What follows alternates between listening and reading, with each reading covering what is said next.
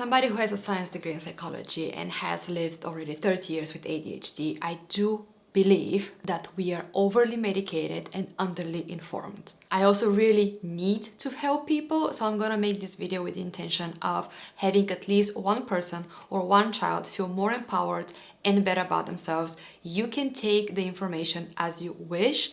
However, the more informed you are, I believe the better decisions you make. So this video is gonna have 3 parts. I'm gonna go quickly over what happens with your brain when you are on Adderall for longer periods of time. What does it mean to medicate children? Very quickly, I'm not gonna make 3 hours of video, I'll be brief. And 3, what does it mean to be diagnosed with ADHD as an adult? What is Adderall? What does it mean for your brain to take Adderall? Okay, Adderall is dexamphetamine. That's what it is. What is the difference between amphetamine, which you know is speed, it's stimulant, and dexamphetamine? Amphetamine is powder, and for this powder to become a pill that you can take with water, it has to be changed a little bit, and this is dexamphetamine. What happens with your brain when you take Adderall? Most ADHD people are characterized with low dopamine in general. That means your brain generally produces less dopamine. When you take a pill that externally forces more dopamine into your brain sees the higher amount of dopamine and goes, okay, well, there's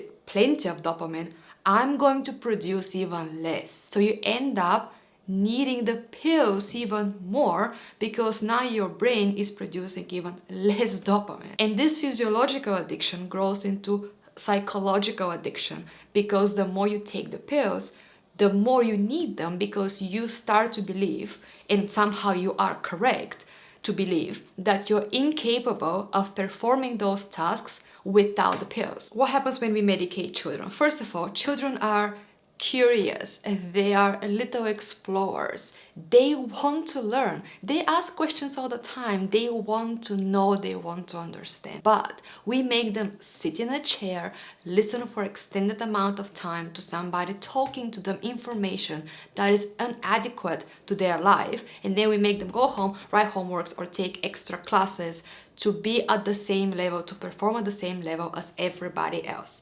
Okay, so we as species, we need to move and to think. We are given those fingers and those toes and those bodies. We are empowered to do a lot with our bodies, with our minds. That's what we are as human species, as biological species. However, we have created an education system that goes against those needs. So now we have some children, increasing amount of children, that do not fit well with that system. And we don't change the system to fit the human needs, we medicate the child to fit the system. And I understand as a parent, you want your child to have the best opportunities. You want your child to perform at the level of the other children. You don't want to disadvantage your child. Yes, for that reason, I can see why you would be motivated to give some medication to the child. However, keep in mind that this is not necessarily a disease. ADHD is only a problem when you put it in a situation when the child or the grown-up cannot thrive. But there are other situations when that ADHD brain is gonna be a rock star. Those people are very creative. They think fast, they do things fast, so they're innovators, and they're really very good at some jobs that other people cannot perform that well. However, during the education, you cannot change much, but just keep in mind that combining the medication with empowering your child to think about what they can do with that brain and how they can learn to perform those same tasks without the pill is crucial. I'll give you one example. I am a psychologist, and when I was going to my psychiatrist for my medication, she told me every single morning you have a choice. You either take the pill or you have the symptoms. That is normal reaction. A psychiatrist has a medical degree. They look at the brain as an organ that they want to heal, and their capacity to heal that organ is through medication. Psychologists have a social degree. Even when it's science degree, we learn research, but it's still a social degree. So we look at the brain as a tool, and our capacity to help is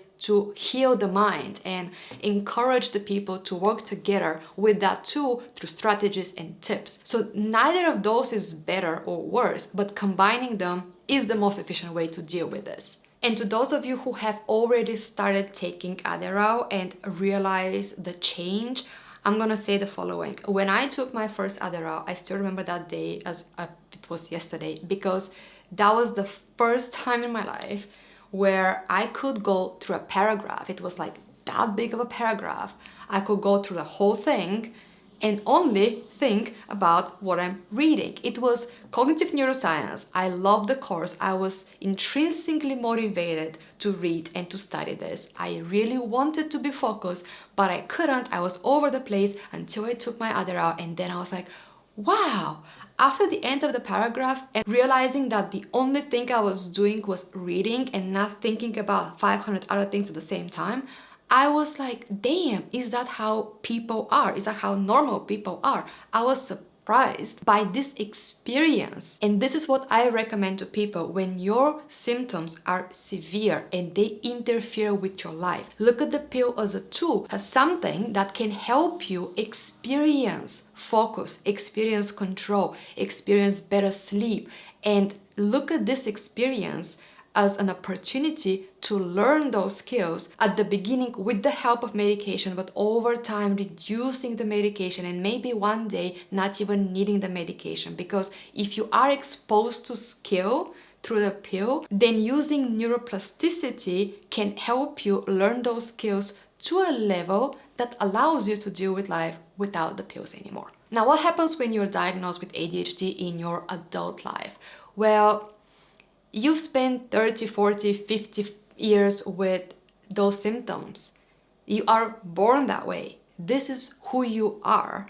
And now you take a pill that numbs the symptoms, which means it numbs parts of you. You are not the same person on Adderall as you are without it.